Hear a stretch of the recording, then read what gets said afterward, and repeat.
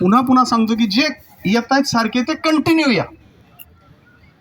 2 दिवस आले पुन्हा दुसरा कोणतरी येईल ह्या भरोशावर राहू नका. मी शेवटपर्यंत येणार आहे ही मानसिकता ठेवा. थोडा आर्थिक बरं होऊन काय होईल, बिनपगारी होईल.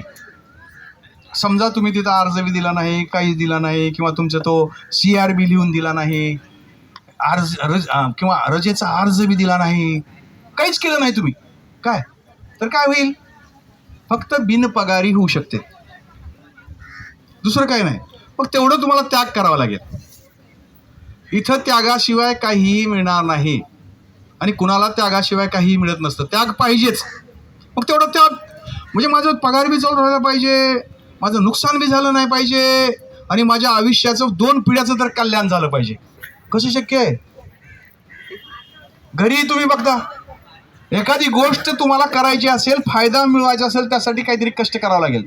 शेतात तुम्हाला 4 पैसे मिळवाले, शेतामध्ये राबावं लागेल ना. इथे का घरी बसून बटन दाबणार आहेत का तुम्ही?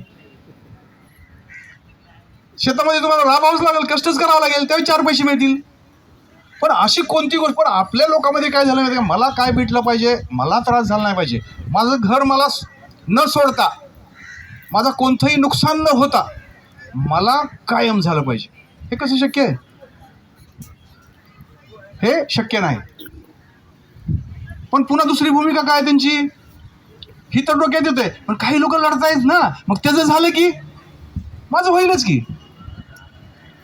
पुन्हा म्हणजे सगळी कोंडी करून टाकायची, करता त्यालाही करू द्यायचं नाही. म्हणजे मला तुम्हीच म्हणल्यासारखं हे म्हणजे विचित्र प्रवृत्ती. फक्त हे काय जास्त शिकलेले फक्त, नाहीतर हे असू द्या बघा, ते अंगणवाडीच्या आशाताई, अंगणवाडीच्या हे असू द्या, महिला असू द्या, हे असले डोक्यात त्यांच्या विचार येत नाहीत.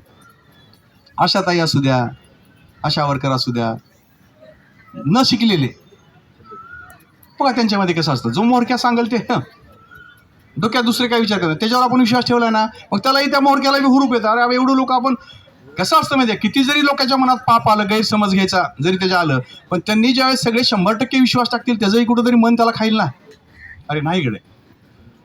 म्हणजे तो तुम्हाला फसवताना विचार करील, 100% तुम्हाला फसवणार नाही कधीच. आहे तुम्ही त्याच्या पाठीशी आहेत म्हणून ठीक आहे, काय स्वतःचा थोडाफार फायदा करून घेईल, पण तुमच्या आयुष्याचं किंवा तुम्हाला तुमच्याकडून आम्हाला शाप मिळतील अशी तो कृती कधीच करणार नाही. तिथं तसं होतंय.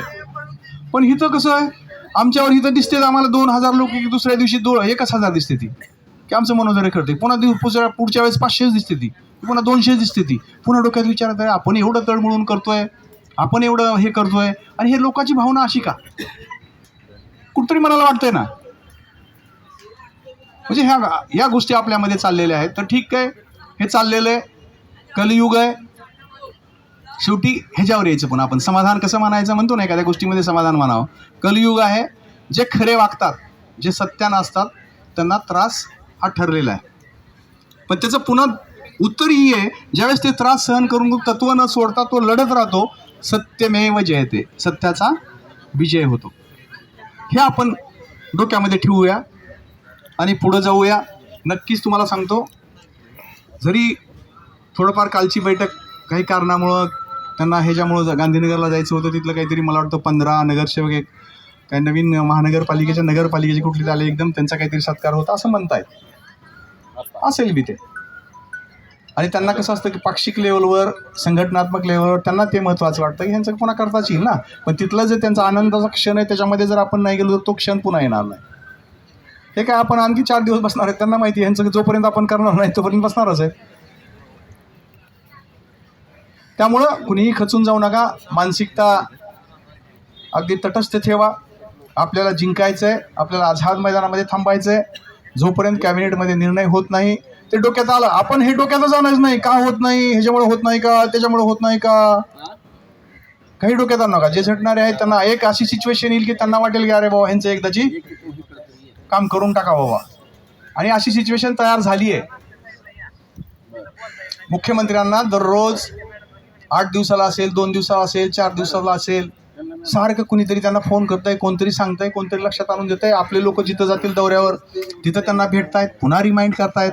म्हणून असेल त्यांच्या मनामध्ये गोंधळ असेल, कारण आपणच गोंधळ निर्माण केलाय. पण कधीतरी त्यांना वाटेल अरे बाबा झालं आता हे लय झालं ह्यांचं. आपली सुद्धा मानसिकता होती ना. एखाद्याच्यावर आपल्याला राग असेल, बरोबर आहे, आपलं सुद्धा उदाहरण घ्या. एखाद्याचा म्हणजे एखाद्यावर आपला राग असेल, पण तो राग पुन्हा पुन्हा तो आपल्याला विनंती करत असेल, पुन्हा पुन्हा जर आपण केलं असेल तर आपण त्याला सुद्धा म्हणतो, बाबा जावा मी केलं तुला माफ, माहेवा नाही बाबा माझ्या डोक्यात ते, जा बरं तू. अशी एक सिच्युएशन येते ना. आपण ती सिच्युएशन ह्या 1.5 वर्षामध्ये आणलेली, लक्षात घ्या. हे आपण सगळ्यांनी मिळून तसं परिस्थिती आपण तशी बनवलेली आहे. फक्त आता त्याला काय करायचं, कॅच करायचं. तशी वेळ आलेली आहे. मला विश्वास आहे की जे आपले इथं आहेत, जे बॅग घेऊन आलेले आहेत, बॅग घेतलं की धस होतं काळजात.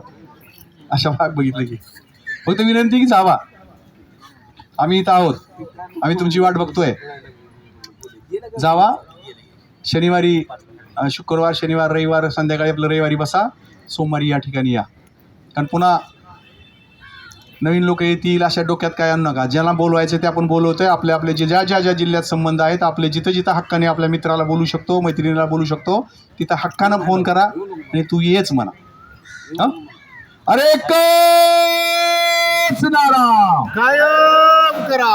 अरे लाचारी से आजादी, अपमान से आजादी, अरे झूठ से आजादी, अरे कंत्राटी से आजादी, अरे हमें चाहिए आजादी, अरे मानधन से आजादी, अपमान से आजादी, अरे लाचारी से आजादी, अरे झूठ से आजादी, अरे हमें चाहिए आजादी, अरे एकच नारा कायम करा.